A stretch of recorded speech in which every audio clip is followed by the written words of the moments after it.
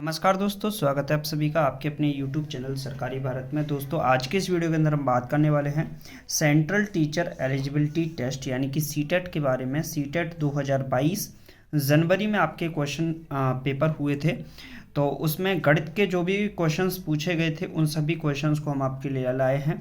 और आपको जैसा कि पता है कि सीटेट जो है आपका पेपर को रिपीट बहुत ज़्यादा करता है। मतलब ये मान लीजिए सीटेट बहुत ज़्यादा रिपीट आपके क्वेश्चन करता है, तो यहाँ पर आपको ध्यान देने वाली बात है। आप अगर सीटेट की तैयारी कर रहे हैं, सेंट्रल टीचर एलिजिबिलिटी टेस्ट यानी कि केंद्रीय शिक्षक पात्रता परीक्षा में पास करना चाहते हैं, तो इसमें कम से कम मिनिमम 150 में से 90 प्लस का स्कोर आपको करना होता है, तभी आप एलिजिबल माने जाते हैं। तो अगर आप 90 प्लस का सोच रहे हैं तो एक गलत बात है, लेकिन अगर आपने 120 प्लस का सोचा है कि 120 प्लस का स्कोर करना है, तो आप लोग हमारे चैनल को जरूर सब्सक्राइब कर लीजिएगा और इस वीडियो को अपने दोस्तों के साथ शेयर करना तो बिल्कुल मत भूलिएगा। जो भी ट्रिक्स होंगी उनको बताएंगे। और आपको पता है कि जो सीटेट है वो प्रीवियस ईयर के जो क्वेश्चंस होते हैं उनको बहुत ज़्यादा रिपीट करता है। मतलब 90% आपके क्वेश्चन रिपीटेड होते हैं सीटेट के एग्जामिनेशन में। तो आप लोग ये मान लीजिए, अगर आप इन क्वेश्चंस की सीरीज़ को जो मैं करा रहा हूँ इसे कर लेंगे तो आप डेफिनेटली 15 में से 15 का स्कोर कर पाएंगे। तो आप लोगों को बड़े ध्यान से इन क्वेश्चंस को करना है। तो पहला प्रश्न आपकी स्क्रीन पर है साथियों। पहला सवाल है, यदि एक आयत की लंबाई L है तथा इसकी चौड़ाई लंबाई का आधा है, आयत की परिधि। तो चलिए फ्रेंड्स देख लेते हैं क्वेश्चंस को सॉल्व करने को। और ये अभी लाइट चली गई थी, उसकी वजह से प्रॉब्लम हो गई। तो पहला सवाल है, यदि एक आयत की लंबाई L है तथा इसकी चौड़ाई लंबाई का आधा है। तो हम एक आयत बना लेते हैं। सबसे पहले ये एक आयत हो गया, ये बन गया आपका आयत। क्लियर है? ये आपका रेक्टेंगल। आयत क्या होता है? जिसकी आमने सामने की भुजाएं बराबर हों और सभी कोण 90 डिग्री के हों, क्या कहलाता है? आयत कहलाता है। यदि एक आयत की लंबाई L है, यानी कि ये लेंथ हो गई L, तथा इसकी चौड़ाई लंबाई का आधा है, यानी कि लंबाई का आधा क्या हो गई? इसकी ब्रेड्थ हो गई। क्लियर है? अब उसने आगे क्या बोला है? आगे बोला है आयत की परिधि क्या होगी। परिधि का मतलब आपसे पूछा है पेरीमीटर। क्या पूछा है? पेरीमीटर। जैसे हम क्या कहते हैं? परिमाप कहते हैं। परिमाप। तो ये पूछा है आयत का परिमाप क्या होता है? 2 लंबाई धन चौड़ाई, लेंथ प्लस ब्रेड्थ, यही तो होता है। क्लियर है? अब आगे बोला है यदि चौड़ाई को समान रखकर, यानी कि चौड़ाई को तो आपको L/2 का L/2 ही रखना है, समान रखकर लंबाई को 2 गुना कर दिया जाए। यानी कि लंबाई को अब क्या कर दिया आपने? पहले से 2L कर दिया। लंबाई को, चौड़ाई तो वही रखनी है, लेकिन आपको लंबाई जो है वो आपको 2 गुनी कर देनी है, 2L कर देनी है। तो चलिए सॉल्व करते हैं। 2 लंबाई कितनी होगी? 2L प्लस चौड़ाई कितनी होगी? L/2। क्लियर है? तो ये कितना होगा? 2। देखिए 2L प्लस L/2 ये हो जाएगा आपका 5L/2। 2 से 2 कैंसिल आउट करेंगे तो ये कितना बनेगा? 5L बनेगा। क्या बनेगा? 5L। और यही क्या होगा? आपका आंसर होगा। तो ऑप्शन नंबर बी जो होगा आपका राइट आंसर हो जाएगा। क्लियर है फ्रेंड्स? तो बहुत आसान सवाल, इस टाइप के सवाल आपके पेपर में पूछे जाते हैं। चलिए नेक्स्ट क्वेश्चन देख लेते हैं। अब अगला सवाल आपकी स्क्रीन पर है, क्वेश्चन नंबर 2। लगाइए इसका राइट आंसर क्या होगा। ये भी क्वेश्चन आपके सीटेट के पेपर का पूछा गया सवाल है। सवाल है, निम्नलिखित में से कौन सी सबसे बड़ी संख्या है? तो आपके सामने 4 ऑप्शन है। ऑप्शन का आपको प्रयोग करना ही पड़ेगा इस सवाल में। विदाउट ऑप्शन आप इसको सॉल्व नहीं कर सकते। तो निम्नलिखित में से कौन सी सबसे बड़ी संख्या है? सबसे पहला ऑप्शन है 4 का स्क्वायर।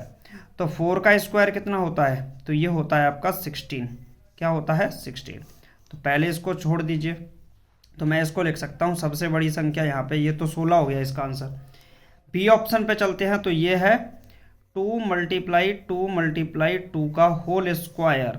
तो इसका मतलब कितना हो गया? 2 दूनी 4 दूनी 8। 8 का स्क्वायर कितना बन गया? 64। तो मैं इसको 64 के बराबर लिख देता हूँ।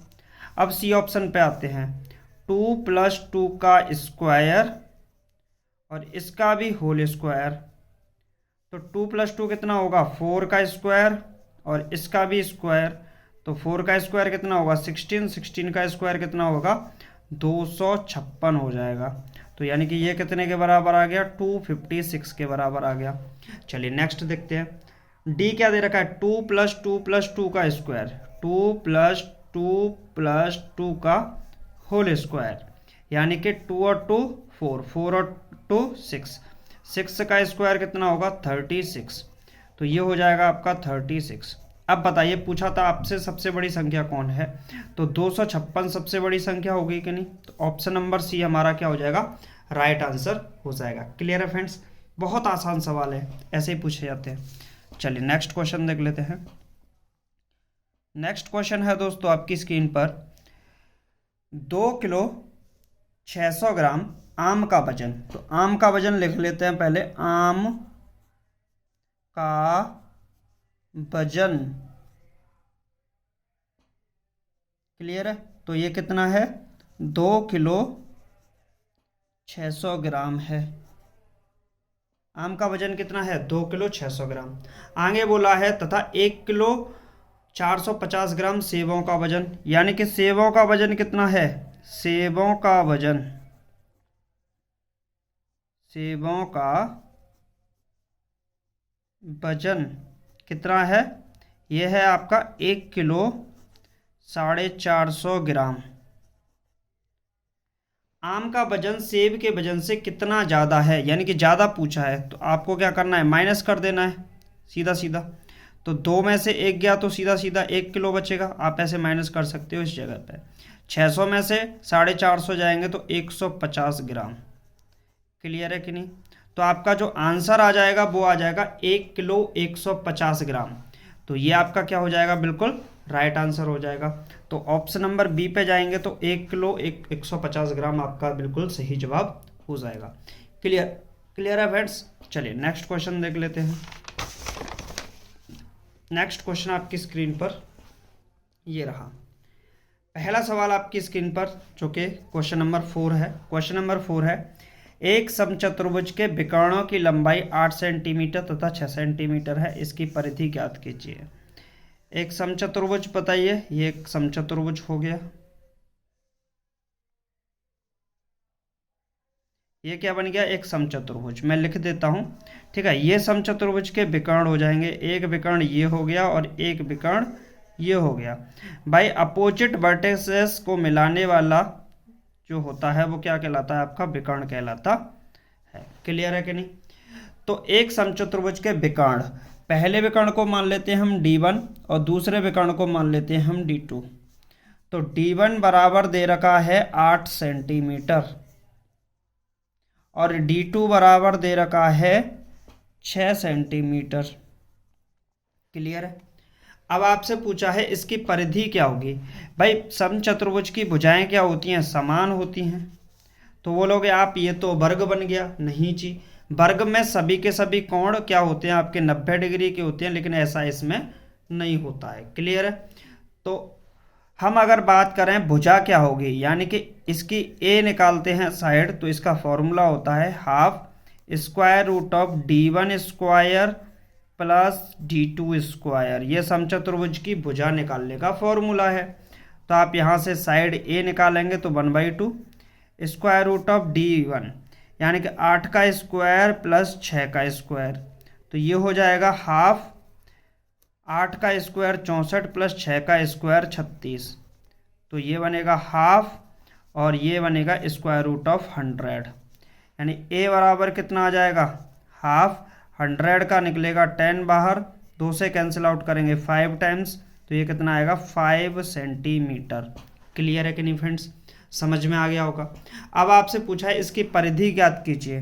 देखिए परिधि क्या होगी, परिधि बोलते हैं परिमाप बोलते हैं, बात एक ही है। तो इसकी परिधि होगी 4 इंटू साइड, यानी कि ए।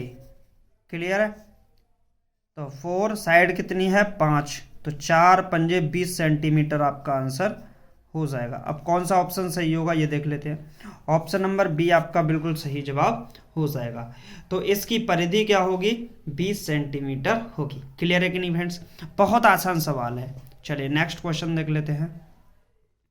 अब ये सवाल पूछा गया है, देखिए 500 सेंटीमीटर, 50 मीटर और 5 किलोमीटर बराबर है। तो मैं एक बार लिख देता हूँ, 500 centimetre plus 50 metre plus 5 kilometre.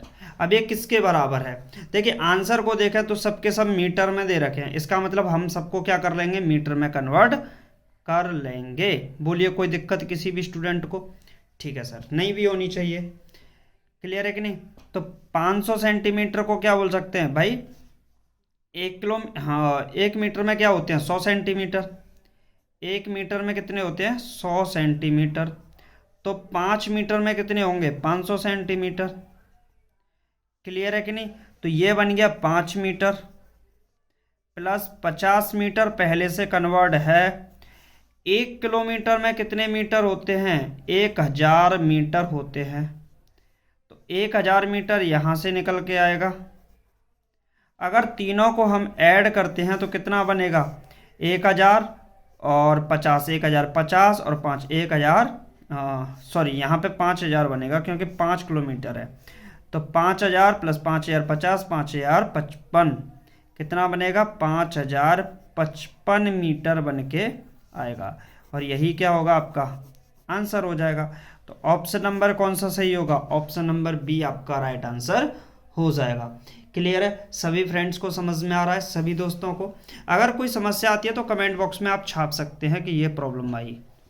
Next question आपकी स्क्रीन पर है, 63,606 में 6 के स्थानीय मानों का योगफल ज्ञात कीजिए। तो 63,606, तो सभी के स्थानीय मान निकालते हैं। 6 का स्थानीय मान क्या होगा, 6।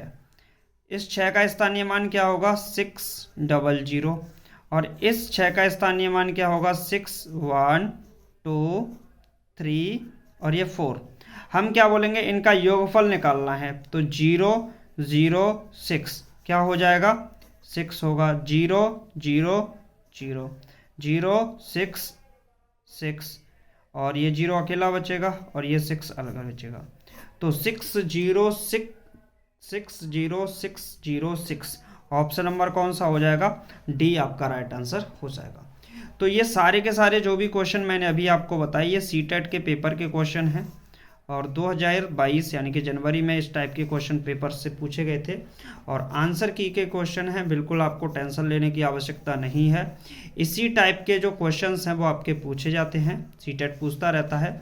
अभी तक आप में से बहुत सारे स्टूडेंट ऐसे होंगे जिन्होंने हमारे चैनल को सब्सक्राइब नहीं किया होगा, तो सब्सक्राइब कर दीजिएगा। लाइक नहीं किया है तो लाइक कर दीजिएगा और शेयर करना तो बिल्कुल भूलना ही नहीं है किसी भी स्टूडेंट को। क्लियर है? और सबसे फाइनली बात है, सब्सक्राइब कर लीजिएगा, आपको बहुत ज़्यादा बेनिफिट इसका मिलेगा। तो चलिए फ्रेंड्स, मिलते हैं नेक्स्ट वीडियो में। Thanks for watching this video.